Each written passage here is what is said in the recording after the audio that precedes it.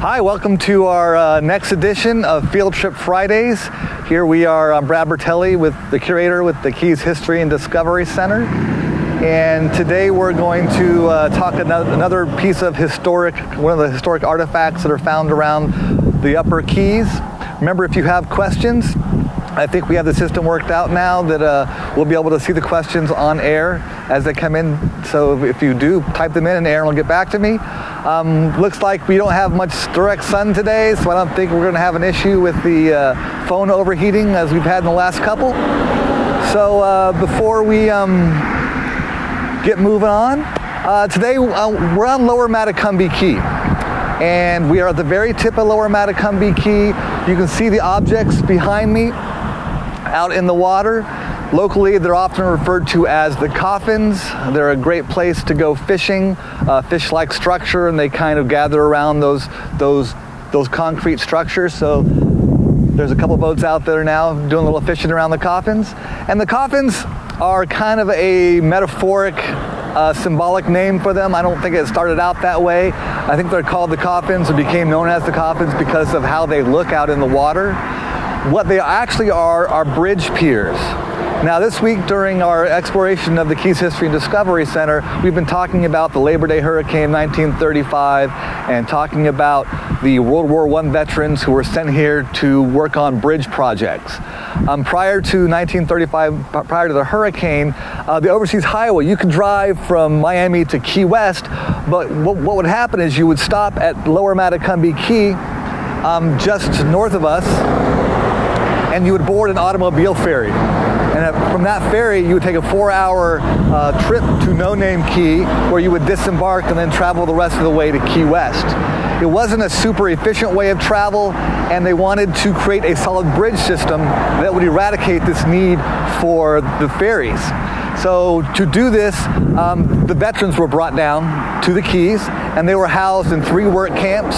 One of the work camps was at Winley Key at the base of the Snake Creek Bridge, and 2 of the work camps were here on Lower Matecumbe Key. One near the Robbie's Marina, about mile marker 77.5, and then one on the southern tip of Lower Matecumbe Key, kind of across from from Calusa Cove or the Dead Animal Bar, which is kind of a renowned watering hole here in the Florida Keys. Today home to the Boy Scout camp. But the only evidence we have left of the veterans down here doing work before the devastating hurricane of September 2nd blew across the area were these bridge piers. This was the first of a series of bridges that were being built. The first one would have gone from Lower Matecumbe to what was then called Jewfish Bush Key. Today, that island is known many names, Greyhound Key. Today, it is known as Fiesta Key, home to the KOA campground. And this first bridge system was what the veterans were working on when that horrific storm of September 2nd came in. I know some stories are told that there are bodies buried in these coffins, in these bridge piers, which is just another one of those local legends that gets passed around, and there's no validity to that at all. But they do kind of look like coffins, and they do represent a metaphorical coffin in the sense that this is the only evidence of the work that those veterans were doing. And as many 250 veterans who lost their lives during that hurricane. And there are 8 of the bridge piers that were under construction before the hurricane hit. Depending on the tide, is how many you can see. Looks like there's one that's underwater all the way. 1, 2, 3, 4, 5. There's only 7 visible right now, and there is an 8th one, probably just below the water line. So people have driven past this. You can't drive to Key West and go over the Channel 2 bridge and not look off into Florida Bay area and not see these structures in the water. And people always ask and wonder what they are.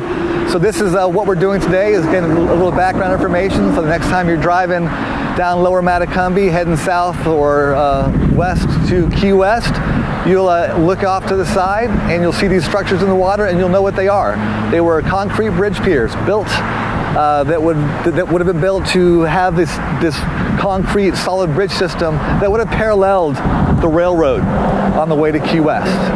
So the next time you're driving down, you can look over and kind of keep in mind all the horrific events of that Labor Day when all those veterans lost their lives, and think of those as kind of metaphoric coffins for all the veterans who lost their lives during that hurricane. All right, so I think we're gonna. All right, no red ants, no fire ants. I think we're gonna wrap up today, unless there are any questions coming in. All right, thank you so much for joining us.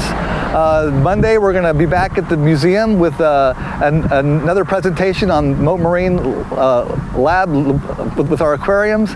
And then Tuesday, I'll be back at the Tuesday and Thursday at 10 a.m. We'll be talking about more exhibits at the museum. And then Wednesday, we have a great webinar that you can sign up for, presented by archaeologist Ryan Hark, and who's going to explore a really cool prehistoric site down on Stock Island. So you guys have a safe weekend, and we'll see you next week. Thanks so much for tuning in.